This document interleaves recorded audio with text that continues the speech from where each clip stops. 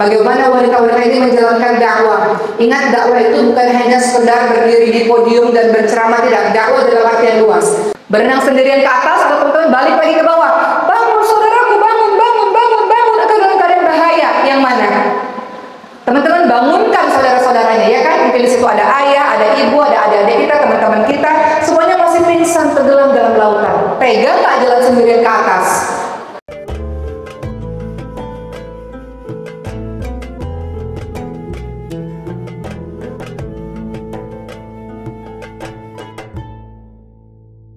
Suara saya terdengar sampai belakang. Kalau terdengar yang paling belakang, jempolnya dinaikkan ke atas, boleh? Masya Allah, Masya Allah. Baik teman-teman semua, sebelum saya mulai, izinkan saya cerita. Saya baru saja mendarat. Tadi subuh berangkat dari rumah sekitar pukul 4:30 pagi. Dan Alhamdulillah Allah izinkan hari ini saya bertemu dengan teman-teman semua. Mohon doanya, insya Allah tanggal 14 September nanti, sebentar lagi, saya akan pindah untuk melanjutkan studi belajar ke Mesir. Jadi, dan bersama dengan anak-anak. Anak-anak akan pergi terlebih dahulu, seminggu lagi mereka akan pergi meninggalkan Indonesia untuk sekolah di Mesir. Kemudian saya menyusul kemudian di pertengahan September dan akan memulai hidup baru sebagai seorang pelajar di Mesir. Hal itu saya sampaikan karena itu artinya jadwal safari dakwah tentu tidak sama seperti ketika saya ada di Indonesia, karena saya akan lebih banyak berada di Mesir ketimbang di Indonesia. Mohon doanya dari teman-teman semua agar saya dan anak-anak dan kita semua bisa menuntut ilmu dengan baik sehingga bisa bermanfaat untuk diri kita maupun untuk orang lain, insya Allah. Nah, hari ini teman-teman semua langsung saja. Tema kita adalah muslimah dalam dakwah, kiprah muslimah dalam dakwah. Sebelum saya mulai, teman-teman tahu ada beberapa nama para sahabiah, mungkin para sahabat-sahabat Rasul atau wanita-wanita di zaman dulu atau sampai hari ini yang kiprahnya luar biasa. Bagaimana wanita-wanita ini menjalankan dakwah. Ingat, dakwah itu bukan hanya sekedar berdiri di podium dan berceramah, tidak. Dakwah dalam artian luas. Boleh sebutkan siapa-siapa saja mungkin kiprah wanita yang hebat ini yang teman-teman tahu? Pertama, mungkin kita bisa mengatakan Sayyidatina Khadijah radhiyallahu anha. Beliau berdakwah dengan hartanya. Boleh nggak orang muslim itu jadi pedagang bisnis yang kaya raya, yang banyak uangnya? Boleh nggak kita ini kaya raya? Harus. Kenapa? Karena bangun pesantren butuh uang, bikin masjid memerlukan uang, ingin bantu anak-anak yang perlu sekolah memerlukan uang, ingin ngobatin orang-orang yang sakit memerlukan uang. Maka dakwah ini sulit berjalan kalau tidak ada support finansial. Maka Sayyidatina Khadijah radhiyallahu anha tampil untuk menjadi orang yang ikut turut support dakwahnya Nabi Muhammad sallallahu alaihi wasallam. Sama seperti kegiatan hari ini, teman-teman semua. Ada sewa gedung misalnya, ada transportasi yang mengantarkan saya dari bandara ke sini, ada mungkin nanti konsumsi dan sebagainya. Semuanya butuh dana. Siapa yang support? Orang-orang di belakang layar. Ada orang-orang yang dengan perannya yang luar biasa memberikan sumbangsihnya dalam dakwah. Jadi dakwah dalam arti luas, dakwah mengajak orang lain kepada Allah, kiprahnya macam-macam. Bisa dengan berceramah seperti ini, bisa dengan yang lain-lain. Jadi Siti Khadijah adalah salah satu contoh bagi kita semua bagaimana kiprah beliau dalam membantu dakwah. Jadi kalau ada di sini teman-teman yang Allah anugerahkan rezeki yang berlebih, bantu agama Allah ini dengan uang yang kalian punya. Kalau teman-teman semua di sini punya tenaga seperti volunteer-volunteer pada hari ini, masya Allah, terima kasih para volunteer, membantu dakwah dengan tenaganya, kiprah para muslimah dengan tenaganya. Kalau memiliki ilmu yang luar biasa dengan berbagai macam ilmu, bantu agama Allah ini dengan ilmu yang kalian miliki. Begitulah. Jadi berkiprah, berkontribusi, lakukan sesuatu untuk agama Allah. Pertama Siti Khadijah. Yang kedua siapa lagi yang teman-teman tahu? Ada Siti Aisyah radhiyallahu anha. Siti Aisyah radhiyallahu anha, istri yang juga sangat dicintai Nabi. Beliau adalah seorang ahli hadis yang terkemuka, masya Allah. Beliau belajar betul dari sang suami Rasulullah SAW. Dan ketika Rasulullah SAW wafat, maka Siti Aisyah radhiyallahu anha menjelma menjadi guru bagi para sahabat-sahabat yang lainnya. dakwah. Kiprahnya Siti Aisyah radhiyallahu anha, seorang perempuan yang cerdas yang menjadi guru bagi banyak orang. Siapa lagi kalau kita lihat berikutnya? Mungkin teman-teman pernah kenal namanya Syifa bin Abdullah. Asyifa bin Abdullah. Siapa Asyifa binti Abdullah? Siapa beliau? Asyifa binti Abdullah seorang wanita yang cerdas, yang menjadi kebanggaan umat Islam pada masa itu. Bahkan Rasulullah SAW dan para sahabat sangat-sangat menghormati Asyifa karena kecerdasannya. Beliau ada seorang ulama perempuan di antara ulama-ulama pada masa itu, Asyifa binti Abdullah. Sejak zaman jahiliyah, Asyifa sudah pandai sekali membaca dan menulis dikala banyak orang yang buta huruf pada masa itu. Lalu ketika Asyifa masuk Islam, beliau mengajar istri-istri Rasulullah, salah satunya Sayyidah Hafsah radhiyallahu anha, mengajarkan Sayyidah Hafsah untuk bisa membaca dan menulis. Bahkan di zaman Sayyidina Umar bin Khattab radhiyallahu anhu, bahkan pada masa pemerintahan Sayyidina Umar bin Khattab radhiyallahu anhu, Sayyidina Umar menjadikan Asyifa sebagai seorang pemimpin untuk urusan pasar. Lihatlah bagaimana kiprahnya Asyifa, kecerdasannya menjadikan beliau seorang pemimpin yang dipercaya oleh para khalifah di masa itu. Siapa lagi? Mungkin ada kekinian dari zaman dulu. Ada namanya Fatimah Al-Fihri. Pernah dengar? Fatimah Al-Fihri. Apakah universitas Islam tertua di dunia, teman-teman semua? Ada yang tahu? Nama universitas tertua di dunia namanya adalah Universitas Al-Qawariyyin di Maroko. Universitas Al-Qawariyyin di Maroko ini didirikan hampir 859 tahun sebelum pendirian Al-Azhar Kairo. Jadi sudah ada universitas yang lebih tua 800 tahun sebelum adanya Universitas Al-Azhar Kairo. Oke. Siapa pendirinya? Pendirinya adalah seorang perempuan. Ternyata pendiri universitas pertama di dunia yang juga diakui oleh rekor dunia ya, di mana kampus tersebut adalah kampus atau universitas memberi gelar akademik pertama di dunia. Siapa dia? Pendirinya adalah Fatimah Al-Fihri, seorang perempuan. Kiprah atau peran dari Fatimah Al-Fihri berdakwahnya lewat pendidikan. Sayyidatina Khadijah berdakwahnya lewat bisnis. Sayyidatina Aisyah berdakwahnya lewat ilmu dan sebagainya. Jadi itu hanya beberapa contoh di antara banyak sekali contoh-contoh perempuan-perempuan hebat, kiprahnya, perannya, kontribusinya. Sekarang teman-teman tanya pada diri teman-teman semua, saya udah melakukan apa ya untuk agama ini? Semampu yang kita bisa. Kata Rasulullah SAW, khairun nas anfa'uhum linnas. Sebaik-baik orang yang bermanfaat untuk orang lain. Hidup ini tidak melulu tentang diri sendiri. Hidup ini juga berpikir tentang orang lain, tentang umat ini. Kemarin, saya cerita dulu sebelum saya masuk materi dakwah, boleh? Kemarin kita merayakan kemerdekaan Indonesia ke-79. Siapa di sini yang tidak upacara? Coba. Banyak nggak? Kenapa nggak upacara? Upacara setahun sekali loh. Nggak tahu di mana upacaranya ya?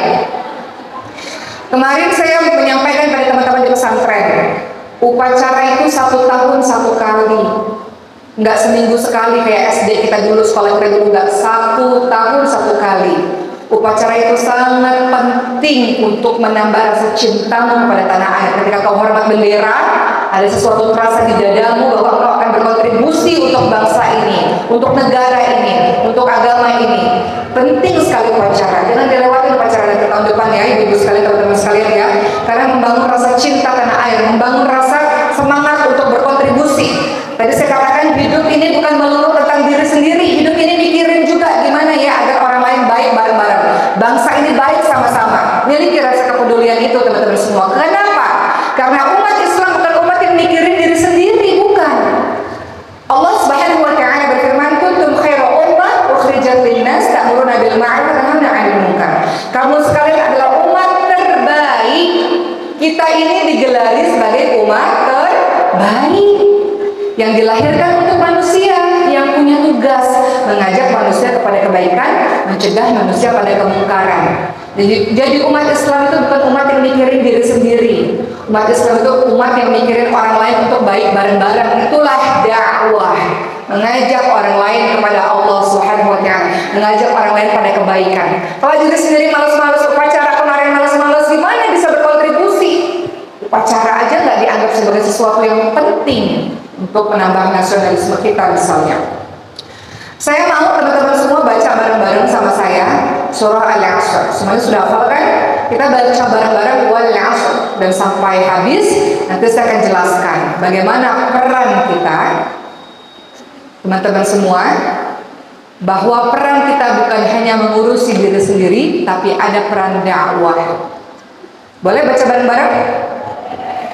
A'udzu billahi minasy syaithanir rajim. Bismillahirrahmanirrahim. Wal 'ashr. Innal insana lafi khusr.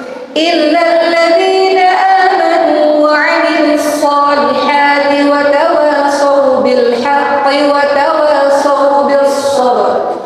Demi masa sesungguhnya manusia berada dalam kerugian kecuali mereka yang beriman, mereka yang beramal saleh, saling menasehati dalam kebenaran dan saling menasehati dalam kesabaran. Al-Asr. Kalau kita mentadaburi Al-Asr, ternyata hidup ini nggak melulu soal beriman dan beramal saleh untuk diri sendiri, tapi juga dakwah, saling menasehati dalam kebenaran, saling menasehati dalam kesabaran. Baik, saya analogikan surah Al-Asr ini sering sekali saya sampaikan di berbagai macam majelis-majelis agar kita lebih memahami dan menghayati surah Al-Asr dalam kehidupan kita. Bayangkan teman-teman semua dalam keadaan yang tenggelam di dasar lautan demi masa, demi waktu. Benar-benar ini dalam keadaan yang merugikan, yang sangat bahaya. Semua kita tenggelam tak sadar dalam lautan, kecuali mereka yang beriman. Beriman itu artinya sadar. Ketika tenggelam pingsan, tiba-tiba tersadar. Wow, selama ini tenggelam, bahaya saya ini, rugi saya ini, bisa membahayakan diri saya sendiri.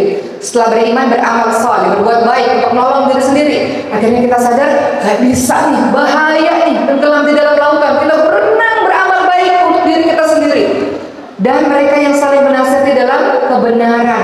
Setelah berenang kok saya sendirian ya? Ketika kita lihat ke bawah, ternyata masih banyak yang pingsan, masih banyak yang tenggelam, masih banyak yang tidak sadar. Kalau itu terjadi pada teman-teman semua, teman-teman akan berenang ke atas atau teman-teman akan bantu yang lainnya, atau teman bangunin teman-teman lainnya. Apa yang teman-teman lakukan? Berenang sendirian ke atas atau teman-teman balik lagi ke bawah? Bangun saudaraku, bangun, bangun, bangun, bangun. Atau dalam keadaan bahaya? Yang mana? Teman-teman bangunkan saudara-saudaranya, ya kan? Mungkin di situ ada ayah, ada ibu, ada adik-adik kita, teman-teman kita, semuanya masih pingsan tenggelam dalam lautan. Tega nggak jalan sendirian ke atas? Kenapa teman-teman mau balik lagi? Padahal itu nggak mudah. Kenapa mau balik lagi? Karena teman-teman sayang dan peduli, betul?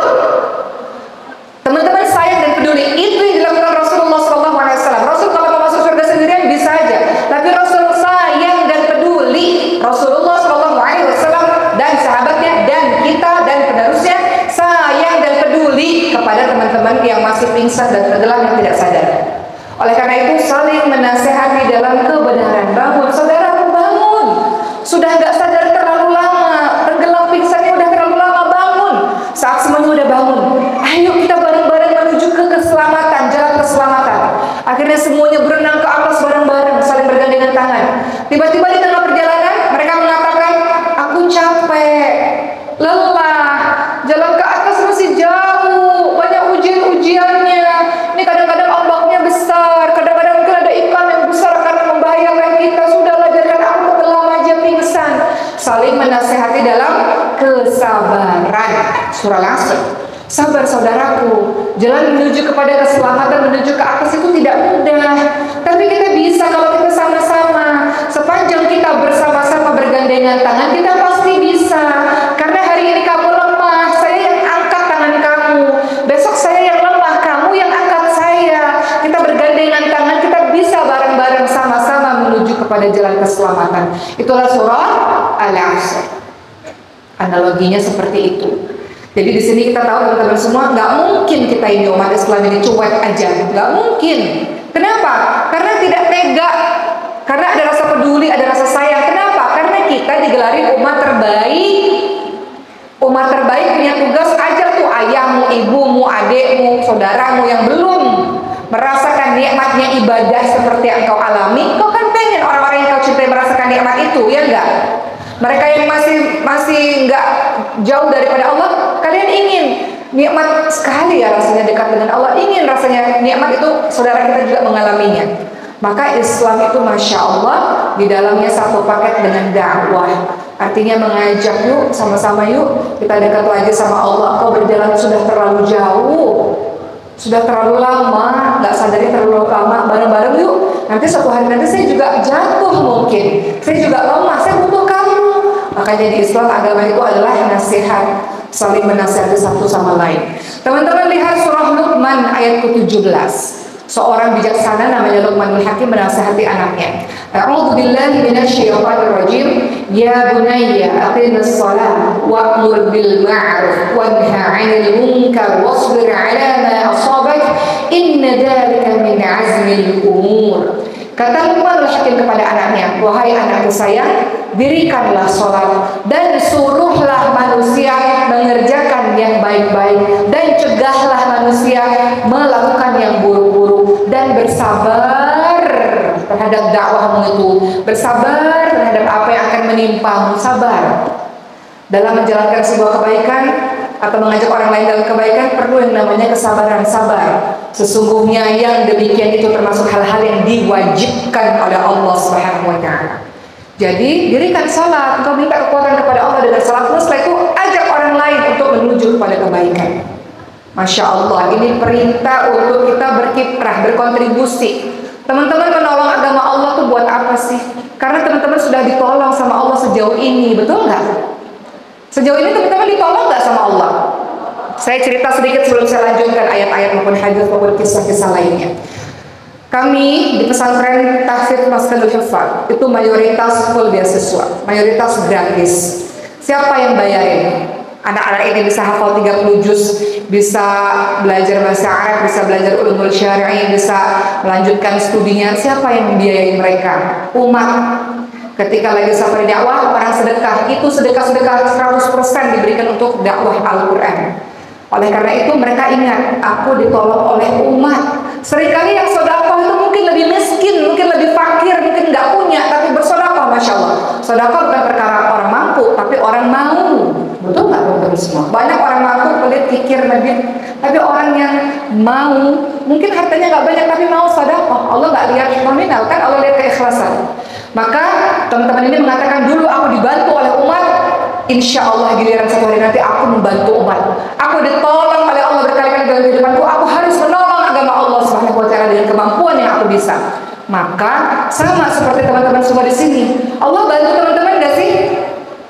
Allah kasih teman-teman, nggak usah jauh-jauh, kita mendapatkan kemerdekaan 79 tahun, teman-teman bisa belajar dengan tenang di tempat yang nyaman, tempat yang ada kipas anginnya, Masya Allah. Kita merasakan kebebasan, menuntut ilmu dengan nyaman. Ternyata sampai hari ini masih ada saudara-saudara kita yang belum merdeka, masih terjajah. Teman-teman yang ada di Palestina sana, dari situ aja udah bisa bersyukur, ya Allah, Allah tolong kita ya Allah. Ini nikmat nggak bisa menuntut ilmu dengan tenang? Nikmat nggak teman-teman semua? Allah kirimkan saya untuk datang bertemu dengan teman-teman tanpa teman-teman jauh-jauh pergi ke Jakarta. Siapa yang membuat Allah itu menggerakkan? Oki harus pergi ke sini ya. Ini di mana nih namanya nih? Martapura. Oki harus pergi ke Martapura ya. Mungkin di antara teman-teman, mungkin saya nggak tahu, ada di antara teman-teman yang berdoa pengen deh datang ke kajiannya Uma Oki. Mungkin ada di antara teman-teman semua. Tanpa teman-teman jauh-jauh pergi kemana-mana, Allah yang datengin saya ke sini berdiri dan duduk di hadapan teman-teman semua, Masya Allah. Itu nikmat yang teman-teman harus syukuri. Saya pun begitu. Nikmat, Masya Allah, bertemu dengan teman-teman semua. Saya nggak tahu di antara teman-teman semua mungkin ada yang mengatakan Masya Allah senang hari ini. Lalu teman-teman mendoakan saya dan itu menolong kehidupan saya. Sebelum saya lanjutkan ceramah, saya cerita sedikit. Waktu ibu saya tahun lalu koma setelah selesai haji 11 hari, di rumah sakit di Mekah pada saat itu, dan beliau sudah tidak bernafas sekitar 5-7 menit, tidak berdetak jantungnya. Dokter katakan nggak mungkin, kalaupun bertahan 0,00 sekian persen, kalaupun bertahan pakai alat seumur hidup. Sekarang ibu saya sehat walafiat, alhamdulillah. Apa kata teman saya? Teman mengatakan, Oki, mungkin di antara orang-orang yang pernah bertemu denganmu ada doa-doa mereka, yang doa-doa itu menolong ibu kamu. Karena kalau bergantung pada doa sendiri nggak mungkin, susah teman-teman semua. Maksudnya iya minta sama Allah, nggak mungkin betul kita minta sama Allah, tapi saya perlu doa dari banyak orang. Jadi mereka katakan mungkin ada orang-orang yang mendoakanmu. Maka Masya Allah, alhamdulillah teman-teman semua. Jadi itulah sebabnya kita nggak ada sendirian ya, dimana kita memerlukan teman-teman kita untuk saling mendoakan satu sama lain. Baik, kita kembali lagi pada materi kita tentang kiprah dakwah seorang muslimah. Di antara bentuk cinta adalah kita menginginkan kebaikan pada orang lain sebagaimana kita ingin orang lain seperti kita. Teman-teman punya nikmat, ya Allah, nikmat ya bisa baca Quran. Itu nikmat loh. Gak semua orang mendapatkan kenikmatan itu. Gak semua orang berlama-lama dengan Quran. Kita inginkan orang yang kita cintai mendapatkan nikmat apa yang kita dapatkan, nikmat hidayah, nikmat kita bisa bermunajat kepada Allah dengan luar biasa. Kita inginkan orang lain merasakan nikmat itu. Kenapa teman-teman ingin orang lain merasakan nikmat itu, nikmat hidayah itu? Kenapa? Karena kita cinta dan peduli kepadanya. Jadi ini menunjukkan bahwa tidak ada pilihan lain. Umat Islam, umat terbaik, memang ditugaskan oleh Allah untuk berkontribusi menolong agama Allah, mengajak orang lain kepada jalan Allah Subhanahu wa taala. Berikutnya teman-teman semua, ya, ada perkataan dari seorang ulama. Dikatakan, nasihat adalah engkau suka jika saudaramu memiliki apa yang engkau miliki. Engkau bahagia sebagaimana engkau ingin yang lain pun bahagia. Engkau juga merasa sakit ketika mereka saudaramu itu disakiti. Engkau bersikap baik dengan mereka sebagaimana engkau suka diperlakukan seperti itu. Seorang mukmin itu biasa menutup aib saudaranya. Seorang mukmin itu biasa menasehatinya. Sedangkan pelaku dosa biasa membuka aib dan menjelek-jelekkan saudaranya.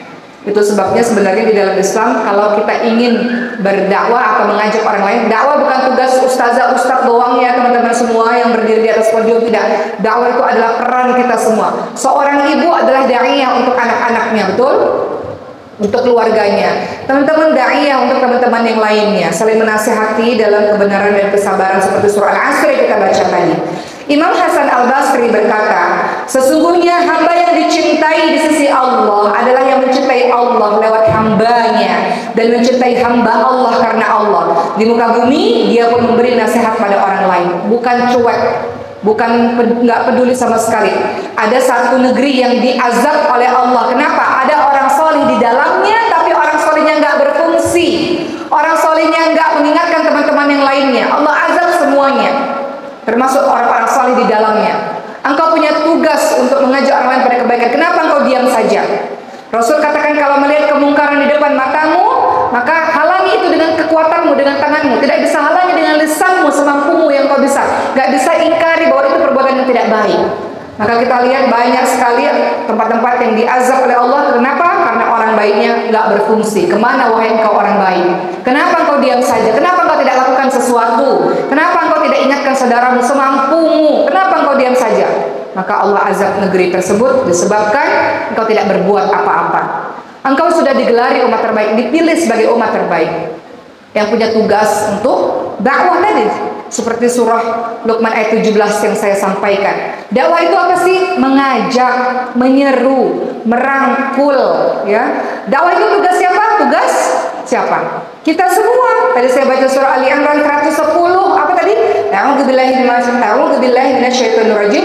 Kuntum khaira ummah ukhrijat lin-nas ta'muruna bil ma'ruf wa tanhauna 'anil munkar. Kamu sekalian adalah umat terbaik yang dilahirkan untuk manusia, menyuruh pada yang ma'ruf, mencegah pada yang mungkar dan beriman kepada Allah. Jadi dakwah tugas siapa? Tugas kita semua. Perhatikan kisah para nabi. Ada orang tua yang menasihati anaknya. Nabi siapa? Orang tua yang dakwah kepada anaknya. Namun anaknya qadarullah tidak mengikuti dakwah ayahnya. Siapa? Nabi Nuh alaihissalam. Tugas kita mengingatkan, adapun perkara yang memberikan hidayah adalah urusan Allah Subhanahu wa taala. Dakwah tidak pernah memaksa. Dakwah tidak pernah memaksa, kita hanya mengajak. Orang tua menasihati anaknya, kisahnya Nabi Nuh alaihissalam.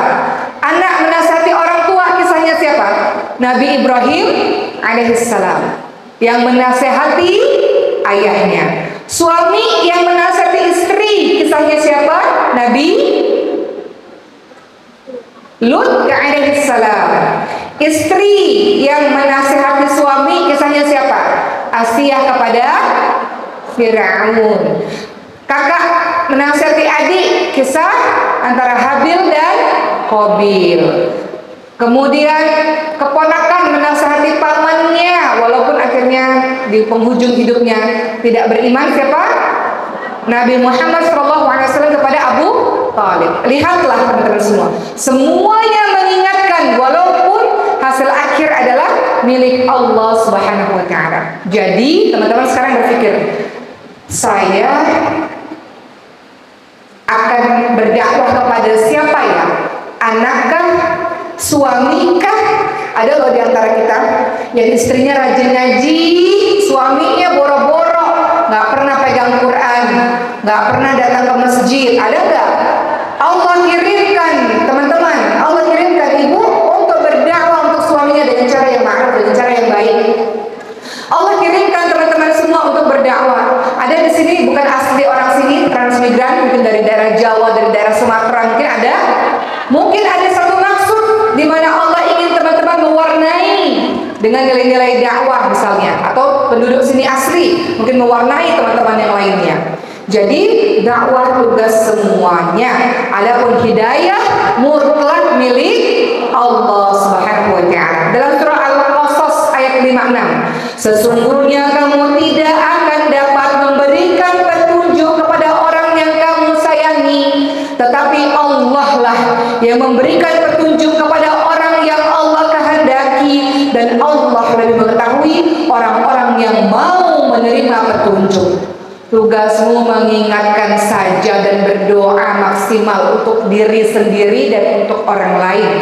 Adapun hidayah mutlak milik Allah. Dalam surah Al-Baqarah ayat 213, Allah memberikan hidayah kepada siapa yang Allah kehendaki kepada jalan yang lurus.